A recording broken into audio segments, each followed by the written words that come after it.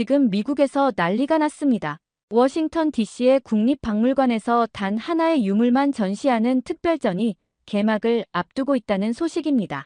세계 최고의 박물관들이 더 많은 소장품을 자랑하던 때에 단 하나의 유물로 관람객들에게 깊은 감동을 선사하겠다는 이 파격적인 시도는 박물관계에 큰 충격을 주고 있습니다. 그런데 이 놀라운 변화의 배경에는 우리도 몰랐던 한국 박물관에 숨겨진 철학이 있었다고 하는데요. 도대체 무슨 일이 있었던 걸까요? 사연 바로 시작하겠습니다. 시청하기 전에 좋아요와 구독은 영상 제작에 큰 힘이 됩니다. 저는 에드워드 밀러, 미국 워싱턴 DC에 있는 국립박물관의 콘텐츠 디렉터로 일하고 있습니다. 매일 아침 높은 천장의 사무실로 출근하면서 제가 이 자리까지 오는데 얼마나 많은 시간이 걸렸는지 생각하곤 합니다. 어릴 적부터 역사와 예술을 좋아했던 저는 자연스럽게 이 길을 걸어왔습니다. 이제는 세계적인 전시를 기획하는 사람이 되었네요. 제 업무는 전시를 기획하고 관람객들이 어떻게 움직일지 설계하고 데이터를 분석해 최적의 관람 경험을 만드는 일이죠. 숫자와 통계, 그래프로 관람객의 동선을 예측하고 최적화하는 작업이 제 일상입니다. 어떤 작품 앞에서 사람들이 얼마나 오래 머무르는지, 어떤 순서로 전시를 보는 것이 가장 효율적인지 연구합니다. 20년 넘게 이 일을 했으니 이제는 눈을 감고도 할 수 있을 정도입니다. 관람객 데이터만 보면 다음 전시에서 무엇이 인기를 끌지 예측할 수 있죠. 사람들의 관심사와 취향을 숫자로 파악하는 것이 제 특기입니다. 제 명함에는 세계적 전시 기획 전문가라고 쓰여 있습니다. 처음 이 직함을 받았을 때는 부끄러웠지만 이제는 당연하게 느껴집니다. 그럴 만도 한 것이 제가 기획한 전시회는 미국뿐 아니라 유럽, 아시아까지 세계 각국을 돌았으니까요. 뉴욕타임스에서는 저를 박물관의 마법사라고 불렀고 워싱턴 포스트는 전시의 혁신가라는 별명을 붙여주었습니다. 특히 중국과 일본 전시는 제 전문 분야입니다. 중국 문화에 대한 전시는 항상 화려하고 웅장합니다. 진시황 병마용 특별전은 제가 기획한 전시 중 가장 많은 관람객이 찾았고 일본 에도시대 특별전은 비평가들의 극찬을 받았습니다. 병마용 전시 때는 하루 평균 5,000명이 넘는 관람객이 몰렸고 줄을 서서 기다리는 시간만 1시간이 넘었습니다. 에도시대 전시에서는 일본 도쿄 국립박물관에서 특별히 빌려온 국보급 작품들이 미국인들의 눈을 사로잡았죠. 동양 문화에는 제법 익숙하다고 자부했죠. 아시아 문화에 대한 제 지식은 워싱턴의 동료들 사이에서도 유명했습니다. 보스턴에서 열린 아시아 미술 컨퍼런스에서는 기조연설까지 맡았으니까요. 그런데 요즘 자꾸 듣게 되는 나라가 있습니다. 한국. 국제전시 커뮤니티에서 종종 언급되기 시작했습니다. 한국, 물론 알고 있죠. 싸이의 강남스타일, 삼성, 현대차. 사실 제 머릿속에서 한국은 그저 첨단 기술의 나라, K-팝의 나라 정도였습니다. 박물관 디렉터로서 접한 한국은 주로 비즈니스 미팅이나 국제 행사에서 만난 한국 관계자들이 전부였습니다. 하지만 솔직히 말하면 전시할 만한 콘텐츠가 얼마나 있을까 의문이었습니다. 중국의 5,000년 역사나 일본의 독특한 미학 문화에 비해 한국은 어떤 특색이 있을까요? 규모도 작고 세계 역사의 큰 흐름에서 크게 주목받지 못했다고 생각했거든요. 한국 역사는 언제나 중국의 그늘 아래 있었고 한국 미술은 일본만큼 서구에 알려지지 않았다고 생각했습니다. 루브르 박물관의 클레망 루소 관장도 저와 비슷한 생각이었습니다. 지난해 파리에서 열린 국제박물관 회의에서 만났을 때 기억이 납니다. 에드워드, 한국, 예쁘고 단정한 도자기 몇 개 정도겠지. 역사적으로 큰 의미를 기대하긴 어려울 거야. 루소는 한 모금의 와인을 마시며 덧붙였습니다. 유럽 박물관에 한국 전시실이 작은 이유가 있어. 보여줄 게 많지 않으니까. 루소의 말에 고개를 끄덕였습니다. 전문가들 사이에서는 당연하게 받아들여지는 견해였으니까요. 사실 그의 말에 반박할 만한 지식도 없었고 굳이 반박할 이유도 없었으니까요. 그런데 아시아 국제박물관 네트워크에서 공문이 하나 왔습니다. 화면을 보는 순간 의외의 초청장이었습니다. 11월 서울 컨퍼런스에 에드워드 밀러님을 초청합니다. 이메일 내용에는 한국 박물관 시스템의 혁신이라는 주제로 토론회가 열린다고 했습니다. 처음엔 별 관심이 없었습니다. 매년 수많은 국제 행사에 초청을 받으니까요. 대부분은 정중히 거절하고 중요한 몇 개만 참석하는 편입니다. 그런데 세부 일정을 살펴보다 눈에 띄는 내용이 있었습니다. 부산 비엔날레도 함께 참관할 수 있다는 내용이었죠. 부산 비엔날레는 아시아에서 베니스 비엔날레 다음으로 유명한 현대 미술 행사라고 들었습니다. 한국에서 뭔가 새로운 영감을 얻을 수도 있겠네. 결국 참석을 결정했습니다. 짐을 싸면서도 별 기대는 없었습니다. 이런 행사는 늘 비슷했습니다. 좋은 호텔에서 묵고 몇 가지 의례적인 회의에 참석하고 유명 관광지 두어 군데 들러서 돌아오면 그만이라고 생각했죠. 한국 방문은 제 여러 국제 출장 중 하나일 뿐이었습니다. 출발 전날 컴퓨터로 한국국립중앙박물관 홈페이지를 잠깐 둘러봤습니다. 간단히 예습하는 정도였죠. 건물은 꽤 크네. 그런데 뭘 전시하고 있을까? 화면을 스크롤하며 전시 목록을 살펴봤습니다. 화면에 보이는 전시물은 몇 점 되지 않았습니다. 생각보다 더 적은 컬렉션이었습니다. 역시나 볼 게 많지는 않은 모양이군. 저는 노트북을 덮고 짐을 마저 쌌습니다. 여행용 캐리어에 정장 2벌과 캐주얼 옷 몇 벌, 그리고 항상 챙기는 여행용 전시 가이드북을 넣었습니다. 제 머릿속에는 이미 한국에 대한 이미지가 자리 잡고 있었습니다. 중국과 일본 사이에 끼인 작은 나라, 역사적으로 큰 업적 없이 중국 문화를 받아들인 나라, 전시할 만한 독창적인 문화유산이 많지 않은 나라, 기대하는 것보다 실망하는 게 나을 것 같았습니다. 그때까지만 해도 저는 제가 얼마나 무지했는지 전혀 알지 못했습니다. 한국이 제 인생을 완전히 바꿔놓으리라고는 상상조차 하지 못했죠. 인생의 전환점이 될 여행이 시작되려 한다는 것을 전혀 예상하지 못했습니다. 11시간의 긴 비행 끝에 인천국제공항에 도착했습니다. 시차 때문에 몸은 피곤했지만 새로운 나라를 방문한다는 설렘은 있었습니다. 공항에 발을 딛는 순간 첫인상은 깔끔하다였습니다. 유리와 철골 구조의 현대적인 건축물이 인상적이었습니다. 모든 것이 정돈되어 있었고 안내 시스템도 완벽했습니다. 디지털 안내판은 한국어뿐만 아니라 영어, 중국어, 일본어, 심지어 아랍어까지 지원했습니다. 역시 IT 강국이라 그런지 디지털 시스템이 잘 갖춰져 있네요. 입국 수속부터 짐 찾기까지 모든 과정이 빠르고 효율적이었습니다. 공항 직원들은 친절했고 질문에 영어로 즉시 대답해 주었습니다. 공항에서 부산으로 향하는 국내선 비행기를 탔습니다. 창밖으로 보이는 한국의 풍경은 제가 상상했던 것과 달랐습니다. 첨단 도시와 푸른 산이 조화롭게 어우러져 있었습니다. 부산에 도착해서 바로 비엔날레 행사장으로 향했습니다. 부산 비엔날레는 기대 이상이었습니다. 현대 미술의 최전선을 보여주는 작품들이 많았고 특히 미디어 아트 분야는 세계 최고 수준이었습니다. 인터랙티브 미디어 작품들은 뉴욕이나 런던의 갤러리에서 봤던 것보다 더 혁신적이었습니다. 관람객들이 작품과 상호작용하는 모습이 인상적이었습니다. 특히 한 작품은 관람객의 얼굴 표정을 인식해 그에 맞는 색과 소리로 반응했습니다. 저도 그 앞에 서서 웃어보았더니 화면이 밝은 노란색과 주황색으로 물들었습니다. 이 작품은 감정을 색으로 표현하는 거예요. 옆에 있던 안내원의 설명이 이어졌습니다. 한국 전통색에 대한 인식과 현대 기술을 결합한 작품이에요.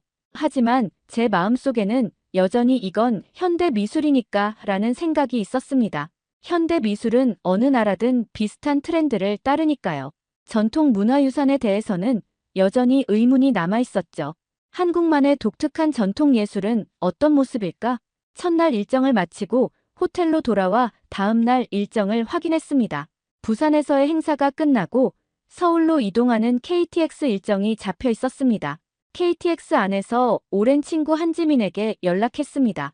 지민은 미국에서 유학할 때 알게 된 한국인 미술 심리치료사입니다. 컬럼비아 대학에서 미술사를 전공하다가 예술심리학으로 분야를 바꿨다고 들었습니다. 우리는 뉴욕 메트로폴리탄 미술관에서 우연히 만나 친구가 되었고 가끔 이메일을 주고받으며 연락을 유지해왔죠. 에드워드, 드디어 한국에 왔네요. 얼마나 기다렸는지 몰라요. 전화기 너머로 들려오는 지민의 목소리에는 진심 어린 반가움이 묻어 있었습니다. 내일 서울에 도착하면 바로 연락할게. 서울역에서 마중 나갈게요. 오후 3시 열차 맞죠? 지민은 제 일정을 정확히 기억하고 있었습니다. 기차에서 내리자 지민은 서울역에서 저를 반갑게 맞아주었습니다. 대학 시절 이후로 몇 년 만에 보는 얼굴이었지만 여전히 밝은 미소를 짓고 있었습니다. 생각보다 더 반가운 마음이 들었습니다. 낯선 나라에서 친숙한 얼굴을 만나니 안심이 되더군요. 어때요, 한국은? 부산 비엔날레는 어땠어요? 지민의 질문에 솔직하게 대답했습니다. 생각보다 훨씬 좋았어. 특히 미디어 아트 작품들이 인상적이었어. 지민은 만족스러운 표정으로 고개를 끄덕였습니다. 내일 국립중앙박물관에 같이 가요. 제가 특별 가이드가 되어드릴게요. 지민의 말에 고개를 끄덕였습니다. 솔직히 기대가 크진 않아. 유물이 그리 많지 않을 것 같아서. 제 말에 지민은 의미심장한 미소를 지었습니다. 뭔가 알고 있는 듯한 표정이었습니다. 한국은 유물을 보는 나라가 아니라 마음을 들여다보게 하는 나라예요. 그 말이 무슨 뜻인지 당시에는 이해할 수 없었습니다. 무슨 뜻인지 더 물어보려 했지만 지민은 화제를 바꿨습니다. 오늘은 편히 쉬세요. 내일이 진짜 여행의 시작이니까요. 호텔로 돌아와 창밖으로 서울의 야경을 바라봤습니다. 한강 위로 비치는 다리의 조명이 아름다웠습니다. 현대적인 도시의 모습은 제가 상상했던 것보다 훨씬 세련되었습니다. 내일은 어떤 경험을 하게 될까? 다음 날 아침, 우리는 국립중앙박물관으로 향했습니다. 택시에서 내리자 거대한 건물이 눈앞에 펼쳐졌습니다. 건물이 생각보다 훨씬 컸습니다. 현대적이면서도 어딘가 전통적인 느낌이 묻어나는 건축이었습니다. 와, 생각보다 규모가 크네요. 지민이 자랑스럽게 설명했습니다. 세계에서 6번째로 큰 박물관이에요. 아시아에서는 가장 큰 규모죠. 지민의 말에 놀랐습니다. 그동안 얼마나 한국을 과소평가했는지 깨닫기 시작했습니다. 하지만 들어가자마자 또 다른 놀라움이 기다리고 있었습니다. 넓은 공간에 전시물은 생각보다 많지 않았습니다. 첫 번째 전시실에 들어서자 넓은 공간 한가운데 작품 하나만 덩그러니 놓여 있었습니다. 주변은 텅 비어 있고 오직 그 작품만을 위한 조명이 비추고 있었습니다. 이렇게 큰 공간에 작품은 하나, 이건 낭비 아닌가요? 제 질문에 지민은 차분하게 대답했습니다. 우리는 공간 자체가 작품의 일부라고 생각해요. 여백도 중요한 의미가 있죠. 여전히 이해가 되지 않았습니다. 서양 박물관은 최대한 많은 작품을 효율적으로 전시하는 것이 중요합니다. 루브르나 대형 박물관은 벽면을 가득 채우는 전시 방식을 선호합니다. 관람객 수와 전시물 수의 비율, 관람 동선의 효율성, 이 모든 것이 데이터로 측정되고 최적화됩니다. 더 많은 작품을 보여줄수록 더 많은 가치를 제공한다는 생각이 당연했습니다. 하지만 이곳은 완전히 다른 논리로 움직이고 있었습니다. 지금부터 시작되는 여행은 당신이 지금까지 경험한 것과는 완전히 다를 거예요. 지민의 말이 왠지 불안하게 들렸습니다. 뭔가 새로운 것이 시작될 것 같은 예감이 들었습니다. 저는 여전히 효율의 관점에서 이 박물관을 판단하고 있었으니까요. 이런 전시 방식이 정말 효과가 있을까? 사람들이 이렇게 적은 작품만으로 만족할 수 있을까? 그때까지만 해도 제 마음속에는 의심이 가득했습니다. 정말 이런 방식으로 관람객들에게 의미 있는 경험을 줄 수 있을까? 하지만 곧 그 의심은 완전히 깨져나갈 운명이었습니다. 제 인생을 바꾸는 경험이 바로 눈앞에 있었습니다. 지민이 저를 안내한 곳은 사유의 방이라는 특별 전시실이었습니다. 박물관의 한쪽 구석에 위치한 이 공간은 외부에서 보기에는 특별할 것 없어 보였습니다. 입구는 어두웠고 안으로 들어가는 통로는 좁았습니다. 마치 비밀스러운 공간으로 들어가는 듯한 느낌이었습니다. 이 공간은 관람객 한 명씩만 들어갈 수 있어요. 지민의 말에 의아했습니다. 한 명씩이요? 그럼 하루에 몇 명이나 관람할 수 있죠? 효율성을 중시하는 제 머릿속에서는 즉시 계산이 시작됐습니다. 10분씩 본다고 해도 하루에 고작 수십 명만 관람할 수 있을 테니 중요한 건 숫자가 아니라 경험의 질이에요. 지민의 대답이 신선하게 들렸습니다. 관람객 수를 최대화하는 것이 아니라 한 사람의 경험을 최대화하는 접근법이라니. 입구 앞에는 간단한 안내문이 있었습니다. 준비가 되면 들어가세요. 서두르지 마시고 충분히 느끼세요. 이런 안내문은 서양 박물관에서는 본 적이 없었습니다. 보통은 사진 촬영 금지, 작품을 만지지 마세요와 같은 금지 사항만 적혀 있을 뿐이니까요. 드디어 제 차례가 되어 안으로 들어갔습니다. 문이 닫히자 세상과 완전히 차단된 느낌이 들었습니다. 처음 느낌은 너무 어둡다였습니다. 완전한 어둠 속에서 아무것도 보이지 않았습니다. 눈이 적응하는데 몇 초가 걸렸습니다. 천천히, 아주 천천히 시야가 트이기 시작했습니다. 점점 시야가 트이자 방 가운데에 하나의 석불 자상이 보였습니다. 천장에서 내려오는 한 줄기 빛이 불상만을 비추고 있었습니다. 단 하나의 작품, 그것도 그리 크지 않은 불상이었습니다. 고려시대의 것으로 보이는 작고 소박한 석불이었습니다. 이게 다야? 실망감이 밀려왔습니다. 이 작은 불상을 보기 위해 줄을 서서 기다렸다니. 그런데 이상한 일이 벌어졌습니다. 불상 앞에 마련된 작은 의자에 앉았습니다. 자리에 앉아 불상을 바라보고 있는데 갑자기 시간이 멈춘 듯한 느낌이 들었습니다. 주변의 소음이 사라졌습니다. 아니, 애초에 이 공간에는 소음이 없었던 것 같습니다. 완벽한 방음 시설이 되어 있었나 봅니다. 제 생각마저 잠잠해졌습니다. 평소 끊임없이 이어지던 내적 대화, 분석, 판단이 모두 멈췄습니다. 그저 불상과 저, 단둘만이 그 공간에 존재하는 것 같았습니다. 처음에는 무언가 부족한 느낌이었는데 점점 충만해지는 기분이었습니다. 불상의 미소가 점점 크게 다가왔습니다. 처음에는 그저 돌에 새겨진 표정이었는데 이제는 살아있는 미소처럼 느껴졌습니다. 그 평온한 표정에서 무언가 깊은 메시지를 읽는 느낌이었습니다. 이건 전시가 아니라 체험이다. 제 입에서 저도 모르게 말이 흘러나왔습니다. 목소리가 공간에 울려 퍼졌다가 사라졌습니다. 불상의 손 모양, 옷주름, 살짝 미소 짓는 입가, 모든 것이 완벽한 조화를 이루고 있었습니다. 이전에는 그저 조각 기법이나 역사적 가치로만 평가했을 불상이 이제는 하나의 생명체처럼 느껴졌습니다. 시간이 얼마나 흘렀는지 모르겠습니다. 5분이었을까요? 30분이었을까요? 시계를 보지 않았기에 정확히 알 수 없었습니다. 다만 제가 평생 처음으로 시간의 흐름을 잊은 채 한 작품과 교감했다는 사실만은 분명합니다. 눈을 떴을 때 저는 놀라운 사실을 깨달았습니다. 제 눈에 눈물이 고여 있었던 겁니다. 언제 눈물이 나기 시작했는지도 모르게 뺨을 타고 흐르고 있었습니다. 원인 모를 감동이 밀려왔습니다. 무엇에 감동한 건지 말로 설명할 수 없었습니다. 평생 수천 개의 미술품을 보아왔지만 이런 경험은 처음이었습니다. 루브르에서 모나리자를 보았을 때도 시스티나 성당의 천장화를 올려다보았을 때도 느끼지 못한 감정이었습니다. 왜 울고 있지? 제 자신에게 물었습니다. 답은 명확했습니다. 저는 지금까지 유물만 봐왔지 존재를 본 적은 없었습니다. 작품의 나이, 가치, 역사적 배경 같은 정보만으로 판단했지 그 자체로 느껴본 적이 없었습니다. 박물관의 전시물을 데이터나 역사적 가치로만 평가했지 그것이 전하는 마음의 울림을 느껴본 적이 없었습니다. 방에서 나오자 지민이 기다리고 있었습니다. 어땠어요? 지민의 질문에 대답하려 했지만 말을 하려다 목이 메었습니다. 여전히 감정이 복받쳐 올라 말이 제대로 나오지 않았습니다. 지민은 알아챈 듯 미소를 지었습니다. 말하지 않아도 돼요. 다 알 수 있으니까요. 지민의 눈에서 이해의 빛이 느껴졌습니다. 아마도 많은 사람들이 저와 같은 반응을 보였나 봅니다. 그제서야 지민이 왜 유물을 보는 나라가 아니라 마음을 들여다보게 하는 나라라고 했는지 이해가 되기 시작했습니다.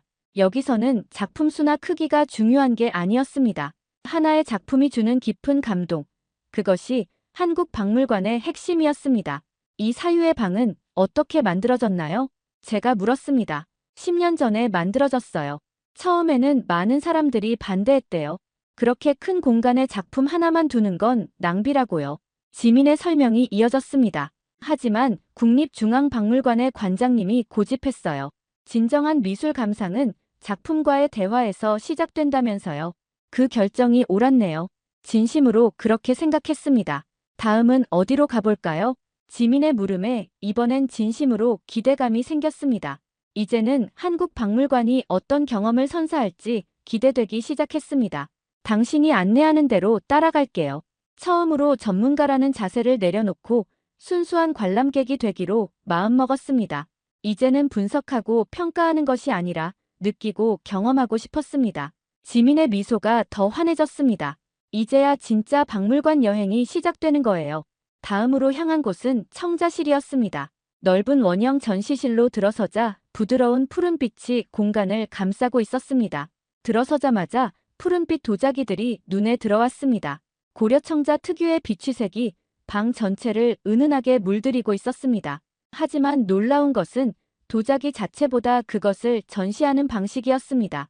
곡선으로 이루어진 전시대, 작품마다 다른 높이와 각도로 설계된 조명, 작품 사이의 간격까지 모든 것이 하나의 예술 작품처럼 느껴졌습니다. 마치 전시 자체가 하나의 설치 미술 같았습니다. 전시장 바닥은 짙은 남색이었고 천장은 하늘색으로 그라데이션 처리되어 있었습니다.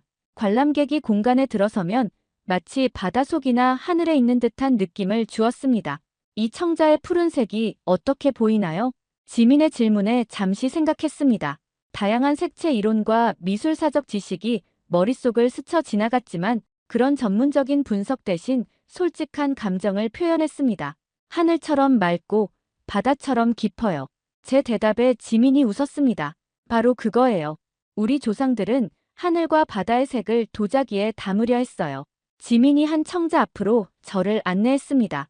이 비취색은 고려 장인들이 수백 번의 시행착오 끝에 얻어낸 색이에요. 중국에서도 이 색을 따라 하려 했지만 실패했대요. 청자를 보면서 자연스럽게 자연의 풍경이 떠올랐습니다. 소나무가 우거진 산과 맑은 호수, 하늘에 떠있는 구름까지. 그것은 단순한 공예품이 아니라 자연과 인간의 조화를 담은 철학적 작품이었습니다. 이 청자는 단순히 실용적인 그릇이 아니라 당시 사람들의 세계관을 담고 있어요. 지민의 설명이 이어졌습니다. 고려 사람들은 자연과 인간이 하나라고 생각했어요. 청자는 그 사상을 형태로 표현한 거죠. 천천히 전시실을 돌아보며 다양한 청자 작품들을 감상했습니다. 술잔, 물병, 화병, 필통 등 형태도 다양했습니다. 그 중에서도 가장 눈길을 끈 것은 구름 모양의 청자 베개였습니다. 사람들이 실제로 이런 베개를 사용했나요? 네, 귀족들이 사용했대요. 잠을 자면서도 아름다움을 놓치고 싶지 않았던 거죠. 생활 속에 예술을 녹여낸 그들의 미학 감각이 놀라웠습니다. 이 전시실을 설계할 때 가장 중요하게 생각한 건 관람객의 감정이었어요. 지민의 설명이 이어졌습니다. 사람들이 이 공간에 들어서면 어떤 느낌을 받을지, 어떤 기억을 떠올릴지 모두 계산에 넣었죠. 심지어 바닥의 울림까지도 고려했다고 해요. 관람객의 발소리가 너무 크지도 작지도 않게 설계했대요. 그때 저는 깨달았습니다. 한국 박물관은 단순히 유물을 보여주는 곳이 아니라 감정과 기억을 디자인하는 곳이었습니다. 전시는 단순한 정보 전달이 아니라 하나의 이야기였고 감각적 체험이었습니다. 청자실을 나와 다음으로 향한 곳은 이순신 장군 특별전이었습니다.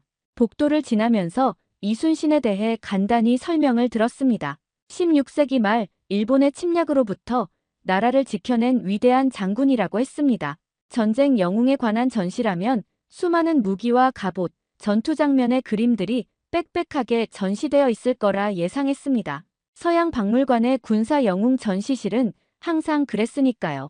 나폴레옹 전시나 넬슨 제독 전시실에 가면 항상 화려한 군장과 수많은 전리품, 전투 지도가 가득합니다.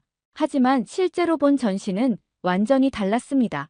몇 점 되지 않는 유물들, 녹슨 검한 자루, 누렇게 변한 친필 교지 몇 장, 거북선 도면. 처음에는 실망스러웠습니다. 이게 전부인가요? 네, 이순신 장군의 유품은 많이 남아있지 않아요. 하지만 중요한 건 물건이 아니라 정신이에요. 그런데 이상했습니다. 오히려 더 강렬한 인상을 받았습니다. 적은 유물들이 오히려 더 깊은 이야기를 들려주는 것 같았습니다. 특히 가슴을 울린 것은 이순신 장군의 일기 한 구절이었습니다. 다시 읽어봐도 눈물이 나네요. 지민이 일기 옆에 서서 말했습니다. 국가가 위태로운데 어찌 감히 죽음을 사양하리요. 세월의 흔적이 담긴 종이에 쓰인 이 한 문장이 수백 년의 시간을 뛰어넘어 저에게 직접 말을 꺼는 것 같았습니다. 죽음을 앞두고도 나라를 걱정하는 장군의 마음이 직접 전해지는 느낌이었습니다. 전시 한편에는 이순신 장군의 전투 기록이 있었습니다. 13척의 배로 133척의 적선과 싸워 이겼다는 게 정말 사실인가요? 제가 물었습니다. 네, 역사적 사실이에요. 하지만 중요한 건 배의 숫자가 아니라 이순신 장군의 마음이었죠. 지민이 이어서 설명했습니다.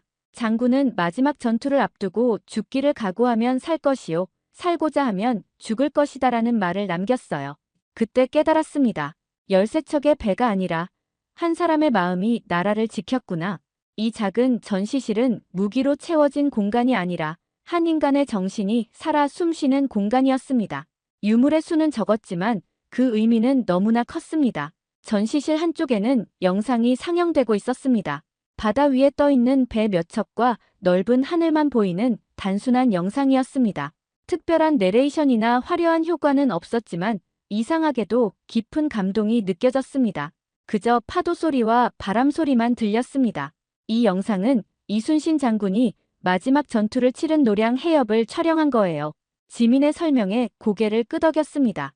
때로는 말보다 침묵이 더 많은 것을 전달한다는 것을 깨달았습니다. 서양 박물관들이 자랑하는 방대한 컬렉션들이 갑자기 공허하게 느껴졌습니다. 그저 수집품의 집합에 불과했던 것은 아니었을까?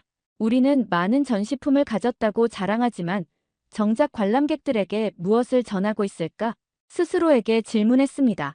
전시실을 나오면서 문득 루소의 말이 떠올랐습니다. 한국, 예쁘고 단정한 도자기 몇 개 정도겠지. 얼마나 큰 오해였는지 이제야 알게 되었습니다. 한국은 유물의 양이 아니라 질로 승부하는 나라였습니다. 많은 것을 보여주기보다 깊은 것을 느끼게 하는 나라였습니다. 관람객의 숫자보다 한 사람의 마음에 남는 감동을 중요시하는 나라였습니다. 다음은 어디로 갈까요? 지민의 질문에 이제는 진정한 호기심이 생겼습니다. 이제는 더 많은 것을 보고 싶었습니다. 한국 박물관이 어떤 이야기를 들려줄지 더 알고 싶었습니다. 더 보고 싶은 게 너무 많아요. 제 대답에 지민이 환하게 웃었습니다.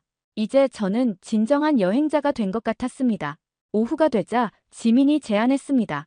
이제 박물관이 어떻게 운영되는지 뒤편을 좀 보여드릴게요. 지민의 제안에 흥미가 생겼습니다. 보통 관람객들이 볼 수 없는 박물관의 운영 시스템을 볼 수 있는 기회였습니다. 특별히 허락을 받았어요. 당신이 세계적인 박물관 디렉터니까요. 박물관의 직원 전용 출입구로 들어갔습니다. 관람객들로 붐비는 전시장과 달리 직원 구역은 조용하고 차분했습니다. 직원 전용 구역으로 들어가자 첨단 기술의 세계가 펼쳐졌습니다. 대형 모니터들이 벽면을 가득 채우고 있었고 여러 직원들이 컴퓨터 앞에서 작업 중이었습니다. 디지털 가이드 시스템, 실시간으로 관람객 흐름을 분석하는 센서, AI 기반 관람 데이터 관리 시스템, 모든 것이 최첨단이었습니다. 한 모니터에는 전시장 곳곳의 온도와 습도가 실시간으로 표시되고 있었습니다. 다른 화면에서는 관람객들의 동선이 열지도 형태로 분석되고 있었습니다. 와, 생각보다 훨씬 진보된 시스템이네요. 솔직한 감탄이 나왔습니다. 우리는 기술을 활용해 관람객 경험을 최적화하지만 그 목표는 기술 자체가 아니라 감동이에요. 중년의 여성이 다가와 자신을 소개했습니다. 안녕하세요. 저는 김미영 운영 책임자입니다. 김 책임자는 유창한 영어로 설명을 이어갔습니다. 이 시스템은 5년 전에 도입됐어요. 하지만 기술 자체가 목적이 아니라 관람객 경험을 향상시키기 위한 도구입니다.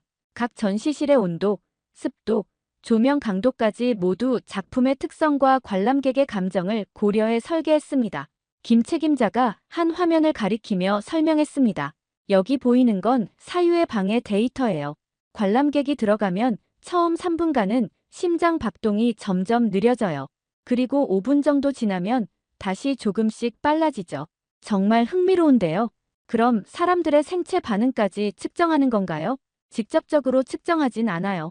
열화상 카메라와 미세한 움직임을 감지하는 센서를 통해 간접적으로 분석하는 거죠. 물론 개인정보는 전혀 수집하지 않아요. 놀라웠습니다. 서양 박물관들도 첨단 기술을 활용하지만 주로 유물 보존과 관리 효율성에 중점을 둡니다. 도난 방지 시스템이나 온습도 조절 장치 같은 것들이죠. 하지만 이곳은 경험의 질에 모든 기술을 집중하고 있었습니다. 이 시스템으로 어떤 전시가 관람객들에게 가장 큰 감동을 주는지 분석할 수 있나요? 제가 물었습니다. 물론이죠. 하지만 우리는 단순히 인기 있는 전시를 늘리는 방식으로 활용하진 않아요. 운영 책임자의 대답이 의외였습니다. 데이터는 더 깊은 감동을 주기 위한 도구일 뿐 그 자체가 목적이 되어선 안 됩니다. 김 책임자가 다른 모니터를 가리켰습니다. 여기 보이는 건 관람객들의 체류 패턴이에요. 청자실에서는 평균 15분을 머무르지만 사유의 방에서는 평균 7분만 머무릅니다. 그런데 흥미로운 건 체류 시간이 짧은 사유의 방이 관람객 만족도 조사에서 가장 높은 점수를 받는다는 거예요. 시간과 감동이 비례하지 않는군요. 맞아요. 우리는 이런 데이터를 통해 짧고 강렬한 경험의 가치를 재확인했어요. 이 말에 깊이 공감했습니다. 제가 그동안 추구해온 것은 무엇이었을까요? 단순히 더 많은 관람객, 더 효율적인 동선, 더 긴 체류 시간, 이런 것들은 결국 수단일 뿐 진정한 목적은 아니었습니다. 그런데 문득 궁금한 점이 생겼습니다. 한국인들은 원래 이런 전시 방식을 선호하나요? 아니면 최근에 개발된 접근법인가요? 김 책임자가 잠시 생각하더니 대답했습니다. 한국 전통에는 여백의 미라는 개념이 있어요. 모든 것을 다 채우기보다 비워둠으로써 더 많은 것을 표현하는 거죠. 지민이 덧붙였습니다. 한국 전통 산수화를 보면 그림의 대부분이 비어 있어요. 그 빈 공간이 상상력을 자극하는 거죠. 현대 박물관학과 한국 전통 미학이 만나서 이런 전시 방식이 탄생한 거네요. 제 말에 두 사람 모두 고개를 끄덕였습니다. 한국 박물관의 철학이 뭐라고 생각하세요? 지민이 저에게 물었습니다. 전문가로서 정확한 분석을 해야 한다는 부담감이 들었지만 이번에는 그런 분석적 태도를 내려놓고 진심을 이야기했습니다. 잠시 생각한 후 대답했습니다. 보관이 아닌 경험의 설계라고 생각해요. 전시가 아니라 기억을 디자인하는 것 같아요. 지민이 만족스럽게 웃었습니다. 정확해요. 우리는 유물을 전시하는 것이 아니라 유물을 통해 이야기를 들려주고 감동을 전하는 거예요. 김 책임자도 동의했습니다. 우리가 가장 중요하게 생각하는 건 어떻게 하면 관람객의 마음에 오래 남는 경험을 줄 수 있을까예요. 이제 이곳의 모든 것이 새롭게 보였습니다. 넓은 공간과 적은 전시물, 단 하나의 작품에 온전히 집중하게 하는 설계, 관람객의 감정과 기억을 중심에 둔 기술 활용, 이 모든 것이 하나의 목표를 향해 있었습니다. 마음의 울림. 김 책임자는 저희를 보존 연구실로 안내했습니다. 그곳에서는 몇몇 연구원들이 고대 도자기 조각을 세심하게 복원하고 있었습니다. 우리는 단순히 보존하는 것이 아니라 유물이 말하고자 하는 이야기를 회복시키는 거예요. 한 연구원이 도자기 파편을 현미경으로 관찰하며 말했습니다. 이 깨진 조각 하나에도 수백 년 전 장인의 숨결이 담겨 있어요. 마지막으로 김 책임자는 저희를 교육실로 안내했습니다. 그곳에서는 어린이들이 전통 도자기를 직접 만들어보는 체험을 하고 있었습니다. 박물관은 과거와 현재를 잇는 다리예요. 아이들이 조상의 지혜를 경험함으로써 미래를 창조할 수 있도록 돕는 거죠. 하루 종일 박물관을 둘러보고 나왔을 때 저는 완전히 다른 사람이 된 느낌이었습니다. 박물관을 보는 눈이 달라졌고 전시의 의미가 달라졌습니다. 오늘 정말 특별한 경험을 했어요. 고마워요, 지민. 진심에서 우러나오는 감사였습니다. 이제 한국 박물관에 대해 어떻게 생각해요? 지민의 질문에 주저없이 답했습니다. 혁명적이에요. 박물관의 의미를 완전히 새롭게 정의하고 있어요.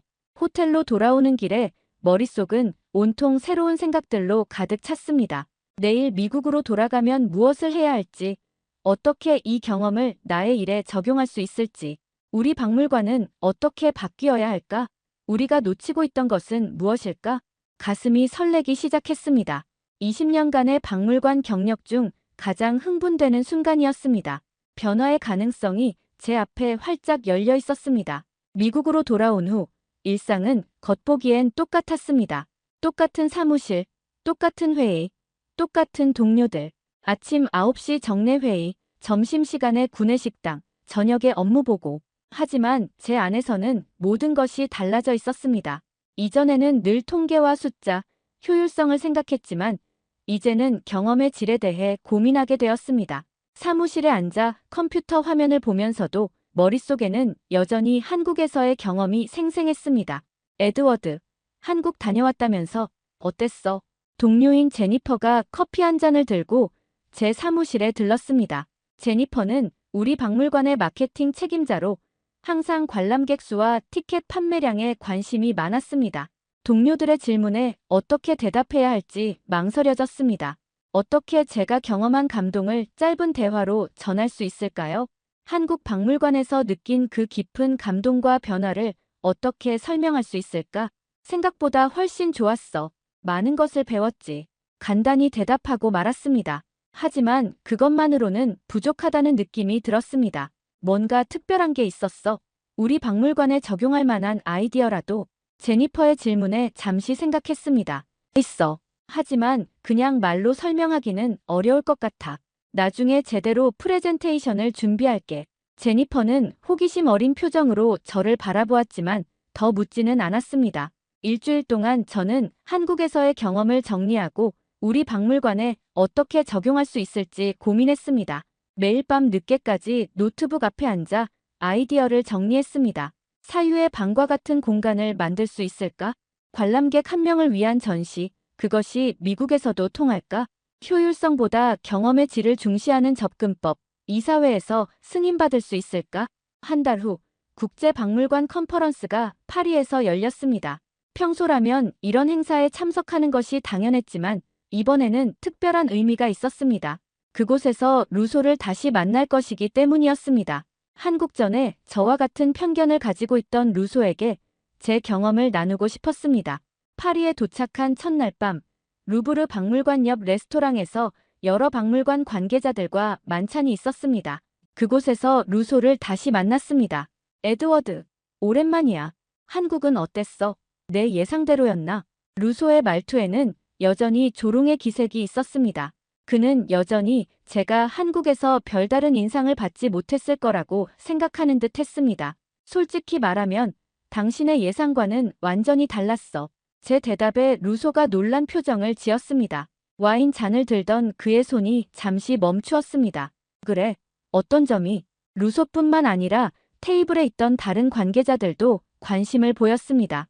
한국 박물관은 우리가 생각하는 전통적인 박물관의 개념을 완전히 뒤집어 놓았어. 제 목소리에는 확신이 담겨 있었습니다. 한국에서의 경험을 말하기 시작했습니다.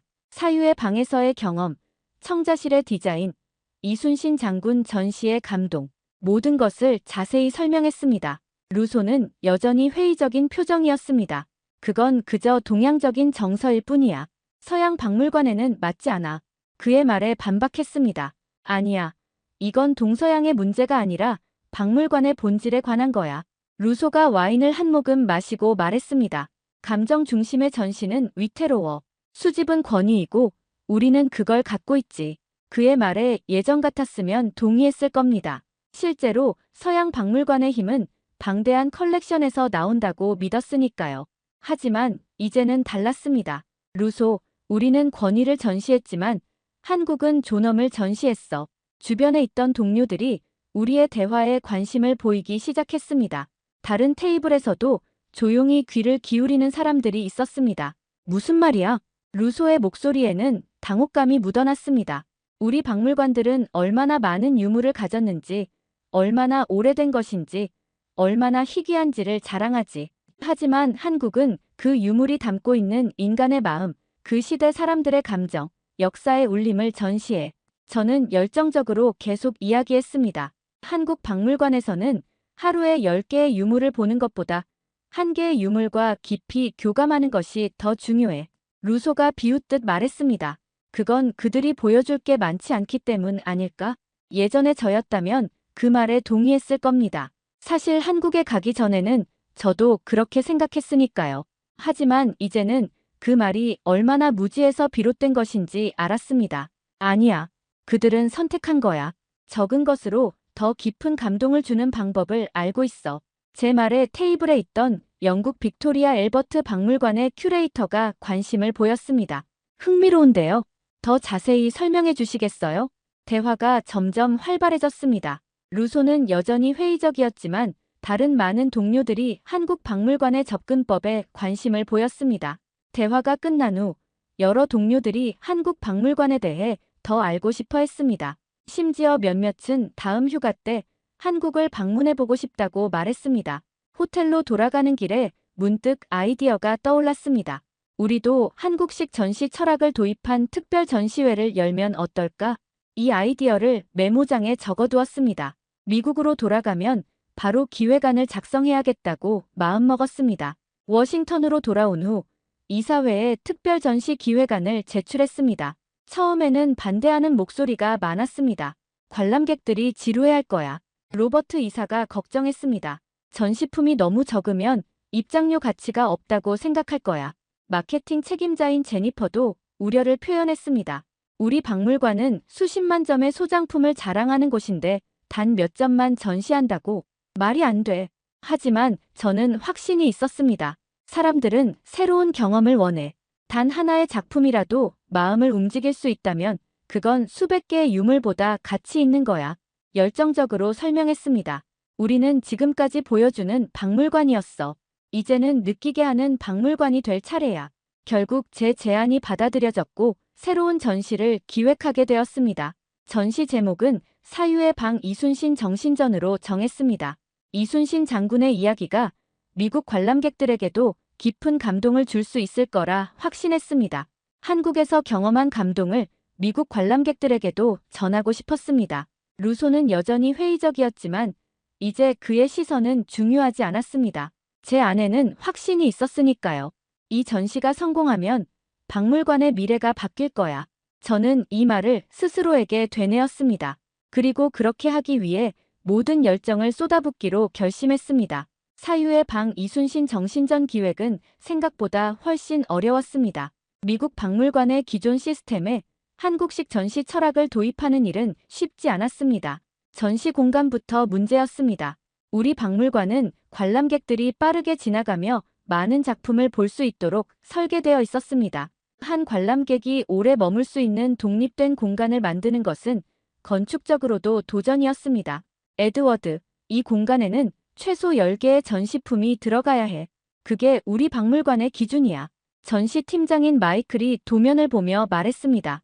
그리고 관람객 흐름을 생각해봐. 한 명씩만 들어갈 수 있는 공간이라면 대기 시간이 너무 길어질 거야. 마이클의 우려도 이해가 됐습니다. 미국 박물관은 하루에 수천 명의 관람객이 방문합니다. 그들 모두에게 의미 있는 경험을 제공하는 것이 우리의 책임이죠. 아니야. 이번엔 단 하나의 유물, 단 하나의 조명, 단 한 명의 관람객으로 가자고. 제 고집에 많은 동료들이 고개를 저었습니다. 그들의 시선에는 걱정과 의구심이 가득했습니다. 에드워드가 미쳤나? 한국에 갔다 와서 완전히 달라졌어라는 속삭임이 들리기도 했습니다. 하지만 저는 물러서지 않았습니다. 이건 단순한 전시가 아니라 박물관의 근본적인 목적에 대한 재고였습니다. 한지민에게 이메일을 보내 조언을 구했습니다. 미국 관람객들에게 이순신 장군의 정신을 어떻게 전달할 수 있을까요? 메일을 보내고 나서 시간대 차이 때문에 답장이 늦어질 거라 생각했는데 지민의 답장이 바로 왔습니다. 이순신 장군의 마음을 전하려면 그분의 말씀을 그대로 전해보세요. 그리고 관람객들이 자신만의 시간을 가질 수 있도록 해주세요. 지민은 이어서 실질적인 조언도 주었습니다. 미국 관람객들에게는 역사적 배경 설명이 필요할 거예요.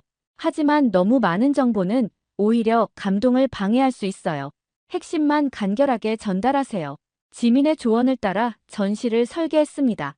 한국문화재청의 도움을 받아 이순신 장군의 일기 복제본과 그의 검 모형을 얻을 수 있었습니다. 작은 방에 이순신 장군의 일기 복제본 한 장과 칼 모형 하나만을 전시하기로 했습니다. 벽면에는 단 한 문장만 새겨 넣기로 했습니다. 국가가 위태로운데 어찌 감히 죽음을 사양하리요. 그리고 가장 중요한 것은 기억하는 시간이었습니다. 관람객들이 10분간 혼자만의 시간을 갖도록 했습니다. 10분이면 너무 길지 않을까?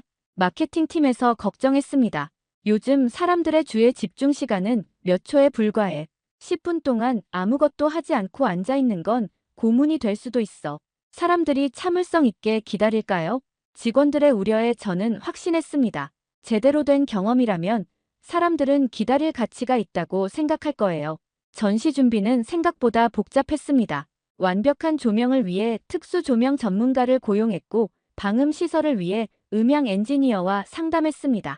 심지어 공간의 온도와 습도까지 세심하게 조절했습니다. 모든 세부 사항이 관람객의 경험에 영향을 미친다는 것을 한국에서 배웠기 때문입니다. 전시 준비가 한창일 때 루소가 갑자기 워싱턴을 방문했습니다. 그는 런던과 뉴욕을 거쳐 워싱턴까지 오는 강연 투어 중이었습니다. 에드워드, 넷의 전시가 궁금해서 왔어. 루소의 목소리에는 여전히 조롱의 기색이 있었지만 진심으로 궁금해하는 눈치였습니다. 루소에게 현재 진행 중인 전시 준비 상황을 보여줬습니다. 공사 중인 사유의 방과 전시될 유물들을 소개했습니다. 이게 다야? 방 하나에 유물 2개. 루소의 표정에는 여전히 의구심이 가득했습니다. 그래도 뭔가 더 있을 거 아니야? 화려한 영상이나 인터랙티브 요소라든가. 없어. 그런 것들은 오히려 방해가 될 뿐이야. 관람객들이 실망할 거야. 그들은 더 많은 것을 기대하고 오는데. 맞아. 하지만 이건 단순한 유물 전시가 아니야. 이건 경험이고 마음의 여행이야. 루소는 이해하지 못하는 눈치였습니다. 네가 한국에서 무슨 일을 겪은 건지 모르겠지만 전통적인 박물관 철학에서 너무 벗어난 것 같아.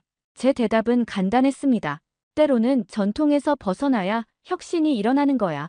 루소는 고개를 저으며 돌아갔지만 그의 눈빛에서 작은 호기심을 발견할 수 있었습니다. 전시 준비는 계속되었고 6개월 후 마침내 완성되었습니다. 개관 전 프리뷰 행사를 열기로 했습니다. 첫 번째 체험자는 제가 되기로 했습니다. 어두운 방에 혼자 들어가 앉았습니다. 문이 닫히고 완전한 고요 속에 있자니 한국에서의 경험이 떠올랐습니다. 이순신 장군의 일기 복제본과 칼 모형이 부드러운 조명 아래 놓여 있었습니다. 천천히 숨을 쉬며 그 공간에 온전히 몰입했습니다. 10분간 그 공간에 머물렀습니다. 나왔을 때 제 눈에는 눈물이 고여 있었습니다. 한국에서와 같은 감동이 느껴졌습니다. 성공했어. 확신이 들었습니다. 이건 전시가 아니야. 정신의 공명이야. 그 후 직원들을 초대해 한 명씩 체험하게 했습니다. 처음에는 의심스러운 표정으로 들어갔던 동료들이 나올 때는 모두 조용하고 생각에 잠긴 표정이었습니다. 놀라워요. 정말 다른 경험이었어요. 마케팅 팀장이었던 제니퍼의 반응이 가장 인상적이었습니다. 처음엔 10분이 너무 길다고 생각했는데 나올 때는 더 있고 싶더라고요. 이제 미국 관람객들도 한국에서 제가 경험한 그 감동을 느낄 수 있을 것이라 확신했습니다. 우리가 만든 건 단순한 전시가 아니라 하나의 여행이야. 동료들에게 말했습니다. 누군가는 이해하지 못할 수도 있어. 하지만 이해하는 사람들에게는 잊을 수 없는 경험이 될 거야. 개관을 앞두고 마지막 점검을 했습니다. 모든 것이 완벽해야 했습니다. 조명, 소리, 온도, 습도, 심지어 공기의 흐름까지. 마침내 사유의 방 이순신 정신전이 세상에 공개될 준비가 됐습니다. 2025년 11월 사유의 방 이순신 정신전이 워싱턴 DC에서 개막될 예정입니다. 지금은 4월, 아직 7개월이나 남았지만 벌써부터 준비로 분주합니다. 매일 아침 출근길에 작업 현장을 들러 진행 상황을 확인합니다. 기초 공사는 끝났고 이제 내부 설비 작업이 한창입니다. 오늘도 공사 감독관과 만나 세부 사항을 점검했습니다. 벽면의 소재는 반드시 소리를 흡수하는 재질이어야 합니다. 네, 특수 방음 패널을 사용하고 있습니다. 작은 속삭임 소리까지 잡아낼 수 있을 거예요. 매일 작업 현장을 찾아가 진행 상황을 확인하고 있습니다. 모든 것이 완벽해야 하니까요. 조명의 각도, 방의 온도, 소리의 울림까지. 공간 설계자와 함께 조명의 밝기를 여러 번 테스트했습니다. 너무 밝으면 명상적인 분위기가 깨지고 너무 어두우면 전시물이 보이지 않을 테니까요. 이 조명은 조금 더 부드럽게 조절해주세요. 전시물에 집중할 수 있으면서도 부담스럽지 않아야 합니다. 관람객 한 사람 한 사람이 이순신 장군의 정신을 느낄 수 있도록 모든 세부 사항을 꼼꼼히 계획하고 있습니다. 전시관 입구에 걸릴 문구를 이미 완성했습니다. 한국은 유물을 쌓는 나라가 아니었다. 한국은 기억을 남기는 나라였다. 이 문구는 제 경험을 가장 잘 요약한 것이라고 생각합니다. 디자이너가 제작한 여러 글꼴 샘플 중에서 가장 적합한 것을 선택했습니다. 너무 현대적이지도 너무 고전적이지도 않은 균형 잡힌 글꼴이었습니다. 입구 반대편 벽면에는 이순신 장군의 짧은 전기가 새겨질 예정입니다. 이순신 12척의 배로 133척의 일본 함대를 물리친 한국의 영웅. 그의 용기와 지혜, 나라를 향한 헌신은 오늘날까지 한국인들의 정신적 지주가 되고 있습니다. 개막식에는 한지민과 한국문화재청 관계자들을 초대할 계획입니다. 지민의 도움 없이는 이 전시가 불가능했을 테니까요. 지민에게 초대장을 보냈고 그녀는 기쁘게 수락했습니다. 꼭 가겠습니다. 미국에서 한국의 정신을 어떻게 표현했는지 정말 기대돼요. 한국문화재청에서도 대표단이 참석할 예정이라는 소식을 들었습니다. 그들이 제공한 자료와 조언이 이 전시의 핵심이었으니까요. 놀랍게도 루소도 벌써 참석 의사를 밝혔습니다. 파리에서 이메일이 왔습니다. 전시회가 완성되면 꼭 보러 가겠다. 루소의 말투에는 예전의 조롱이 없었습니다. 단지 순수한 호기심만이 느껴졌습니다.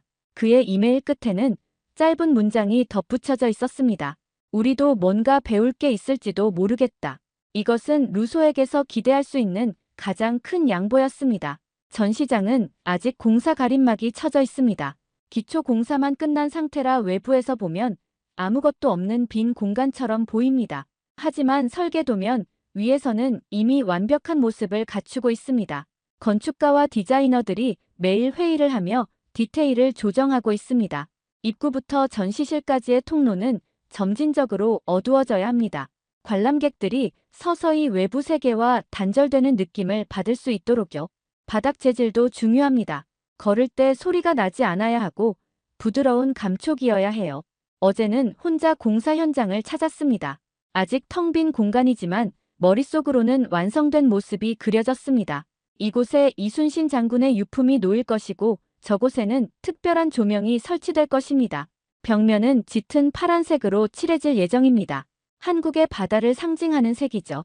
문득 한국에서의 첫날이 떠올랐습니다. 이렇게 큰 공간에 작품은 하나, 이건 낭비 아닌가요? 그때의 제 질문이 얼마나 무지했는지 새삼 깨달았습니다. 제가 평생 믿어온 박물관의 가치관이 완전히 뒤집히는 순간이었습니다. 효율성과 수량을 중시하던 제가 이제는 경험의 질과 깊이를 추구하게 되었으니까요. 이제 저는 알고 있습니다. 진정한 가치는 양이 아니라 질에 있다는 것을. 마음을 움직이는 힘이 얼마나 중요한지를. 건축가와 함께 앉아 설계도를 다시 검토했습니다. 이 벽은 약간 더 두꺼워야 해요. 완벽한 고요함이 필요하니까요. 입구 쪽 천장은 조금 더 낮게 해서 안으로 들어갈수록 공간이 확장되는 느낌을 주면 어떨까요? 모든 세부사항이 관람객의 경험에 영향을 미친다는 것을 알기에 사소한 것 하나도 놓치지 않으려 합니다. 마케팅 팀과의 회의도 여러 차례 진행했습니다. 그들은 전통적인 광고 방식을 제안했지만 저는 다른 접근법을 원했습니다.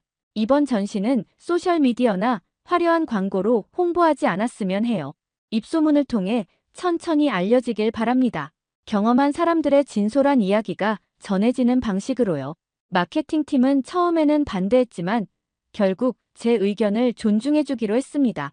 7개월 후면 미국 관람객들도 이 새로운 경험을 하게 될 것입니다.